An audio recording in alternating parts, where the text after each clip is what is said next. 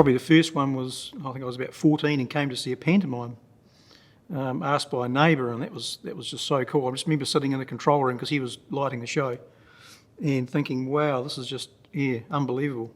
Having done a bit of drama at school, but coming into a real live theatre with all the atmosphere, it was just for the first time, just blew me away. But probably the next experience when I was about 18, a work colleague actually said, we need some crew at the theatre, so what are you doing tonight? So I came along and got chucked up on the fly floor to help out because they were short-staffed, and wow, just amazing. That was a very cool play called Bullshot Crummond, a bit of a spoof, and involved lots of old-fashioned sound effects. There was no electronic effects involved at all, so it was wind machines and ducks that flew across the stage and silhouettes on the cyc, and I got the bug. I couldn't stop. That was never looked back from there really. No, it was just so cool. Yeah. Probably the best one would be Vita. I think we put that on 1990. That was a Nelson Operatic show. Huge effort to get the staging sorted out in here. It had a pre-built set that I think they built it for the Blenheim production, and it came over here. But it was a massive raked floor, so it took a huge effort to get that in and get it set up technically. The other one that stands out is here, that we did early 2000s. Just a fantastic show to be involved with, and the magic was there. You get the odd show, everything just comes together perfectly. And here was one of those, just fantastic. Oh wow, there's so many of those. Probably the one that sticks out is after the refurb, 2010, the theatre opened, being side stage and having the privilege of lifting the curtain for the first time.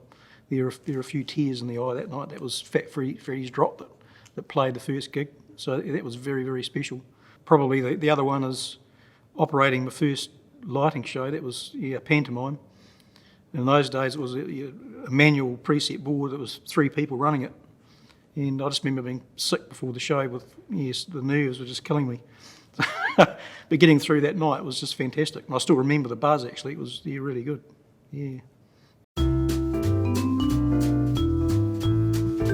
Well, I think it's still here actually, JR. It's down in the depths, yeah. So basically they were just a 40-channel desk with a whole lot of sliders, different, 2 or 3 rows. So every cue you had to actually preset the levels individually. With a set of masters, just change from one scene to the next. And if you're doing a big show, it took a lot of planning. Like if you had lots of cues close together, it was quite an act actually getting through the planning of how that was actually going to work. But a lot of fun in those days, just planning all that out. But it did take a lot more time.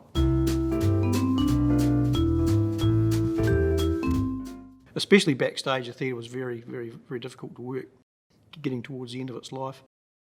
Yeah, well, the fly system in those days was a lot different to what it is now. We're just so lucky. It was basically like a sailing ship up there. You had probably 20 or 30 line sets, all on manual pulley systems. The grid in those days was a fairly hairy experience. It was various jury rigs up there that held it all together. But doing a big show on the flies, you had a crew of sort of 5 or 6 guys up there, and you had to be pretty fit. A lot of heavy weights, but we used to have a counterbalance system that went down the fly floor ladder. Very much a jury rig. We used to double pulley and triple pulley a lot of heavy weights as well, but generally involved a lot of heavy lifting. But when I think about it now, I think, health and safety probably wasn't the best in those days. But we got through it. Yeah, made it work. Any close calls? Yes, several. We'll leave it at that. Yeah, some people listening will know what they were too.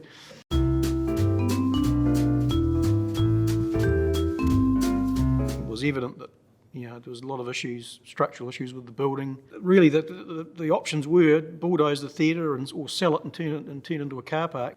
Hugh Neal and I think Ken Wilson, who was the president of Repertory in those days, and Greg Shaw got together over a cup of coffee and said, well, we can't let this theatre go. Perhaps we form a trust to do some fundraising to keep it going, fund a refurbishment. Fortunately, at that stage, Repertory agreed to proceed, so we were off and running.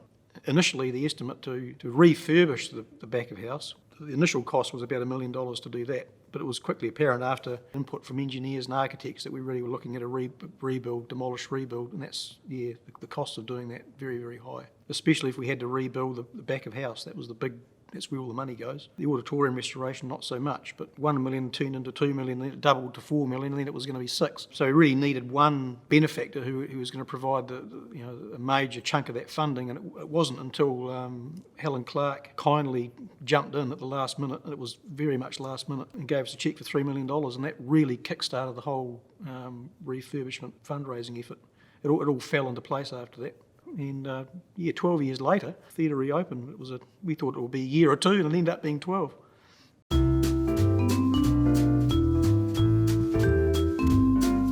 That was very tough, actually. I actually couldn't watch a lot of it.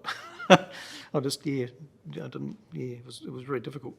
But you just had to tell yourself, look, it's all for the better. We're going to end up with a fantastic space at the end of it. But lots of memories in that old theatre, it was sad to see that go.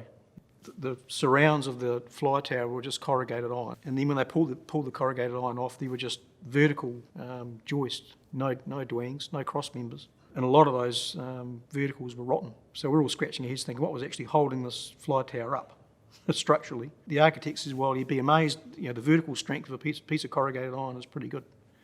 But basically it was the corrugated iron that was holding the backstage up, because the foundations were pretty much gone as well. So it was just sort of sitting there. It's pretty scary. And when I think about some of the loads that we used to lift big heavy sets, I'm like, oh my Lord, how did it stay up? The OP side of the proscenium arch, it had actually dropped. The whole thing was on a lean like this. It sunk down into the floor. I think we had a piece of scenery for a pantomime. It was a castle, and it flew with cast members on it. And we could see that crack actually moving and opening as the scenery was coming in and out. It was, yeah.